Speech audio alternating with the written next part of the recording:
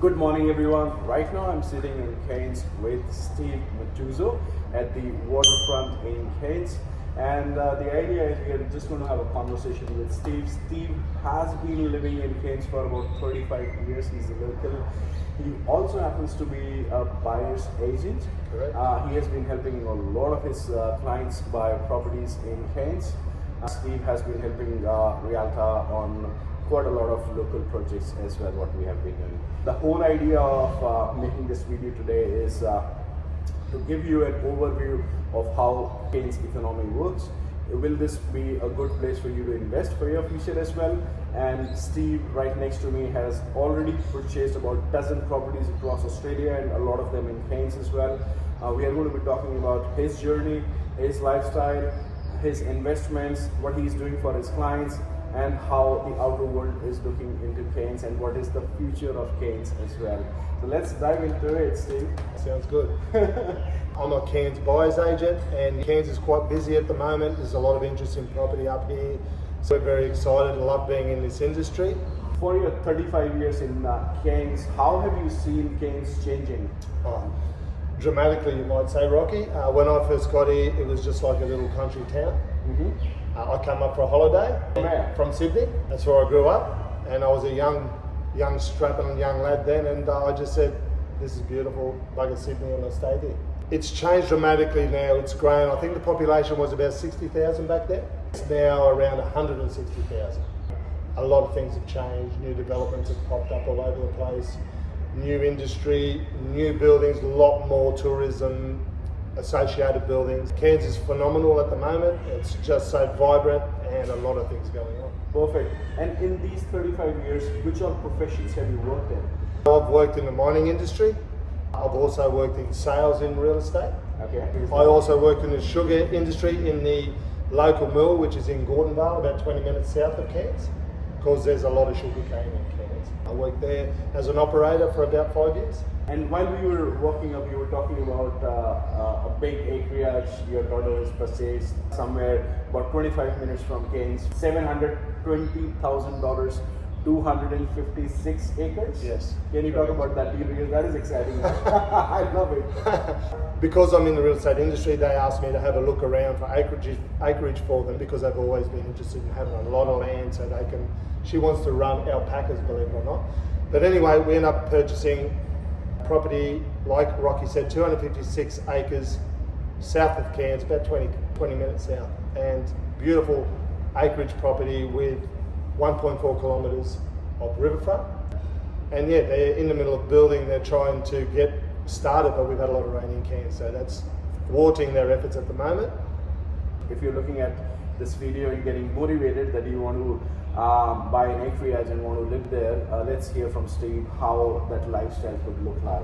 Yeah, so what they are doing on this particular property, because it's about a kilometre in from off-grid, they're having solar, and that feeds into battery, just stores all the power in that, and that's what's going to run all their... Solar and batteries will be their backup plan for the electricity. Yeah, and they will pump their water either from the river or it gets captured in a rainwater tank, and that is their water supply. So it's just local water supply.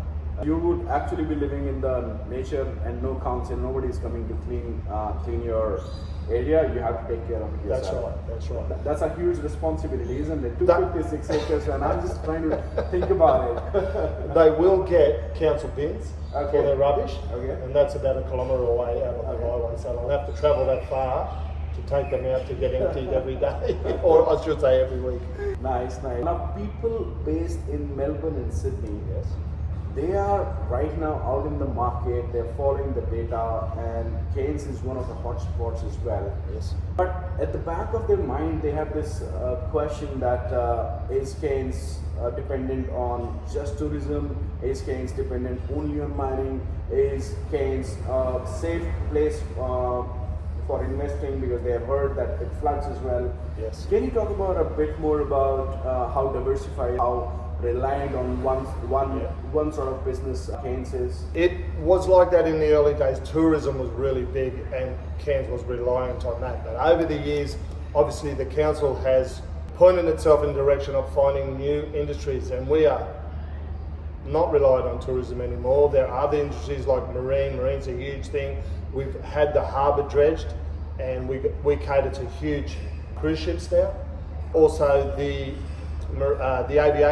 aviation industry is huge. We have international airports, so tourism can come in, but also that employs just the maintenance for the airplanes, employs a lot of local people.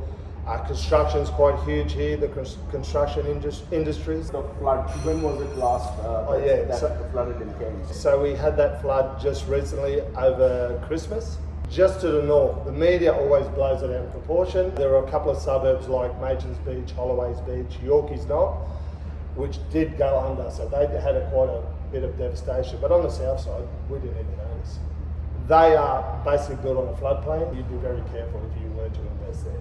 You are saying that if anyone is thinking about investing towards the north side for these three locations, they have to be very careful what they're getting into. And York is not a major river that places felt all the water travel through the suburb.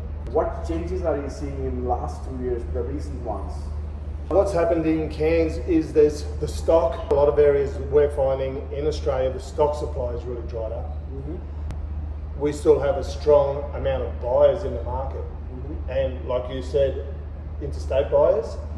So between interstate buyers and local buyers who are all looking for property, the market and the prices are feeling the pressure of that. And I buy established properties, I don't buy new.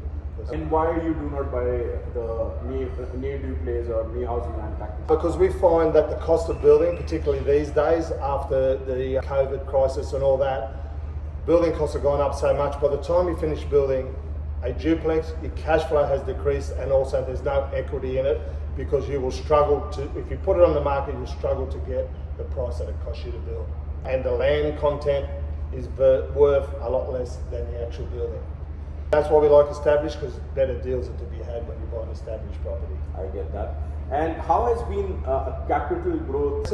It's been good. I actually sold one of mine there last year because it was time to take profits, and my profits were good and the growth was good. I owned it for about 8 years, probably did about 40% growth on it.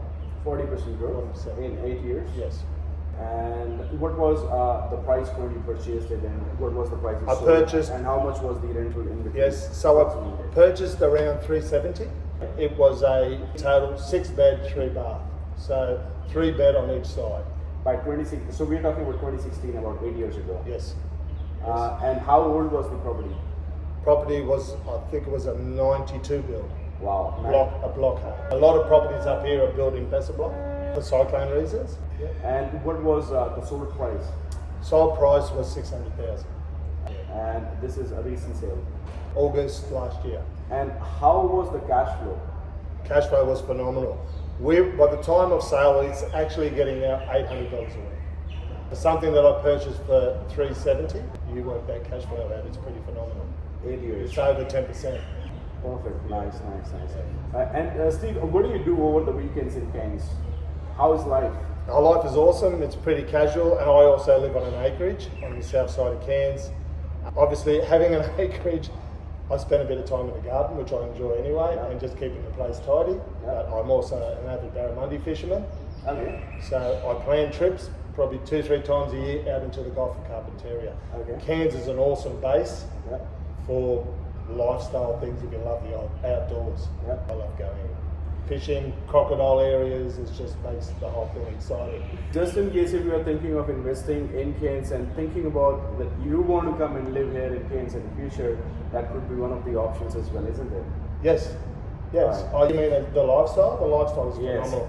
That's what tipped me over when I first came here. I thought, how beautiful is this place? You've got the barrier reef on your doorstep, the rainforest is phenomenal, and fishing and outdoor options are huge. Perfect. And I also want to know, as we are right now in May 2024, which is the most desirable area for locals to live? So one of the premier suburbs in Cairns is, well, a couple of them which are neighbouring suburbs, is Edge Hill and Whitfield. We have a lot of the high income earners in Cairns, like your professionals, doctors and so forth. They live in that area.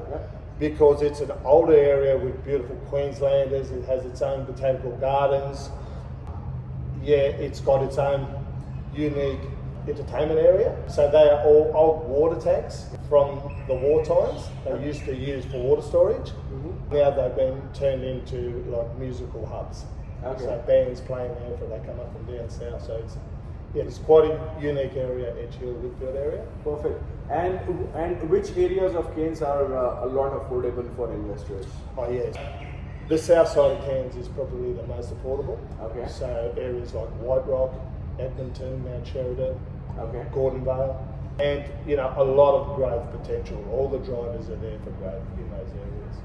Perfect. In the head, let's say if I'm buying an investment property in Cairns, because it is a tourism place as well, how likely I'm going to put it on Airbnb? Have you done any projects yourself, or do you know anyone who has done that? Any experience? Anything you want to throw right now? I've purchased in strategic areas specifically for Airbnb. In the right area in Cairns, people come from everywhere to use your Airbnb accommodation.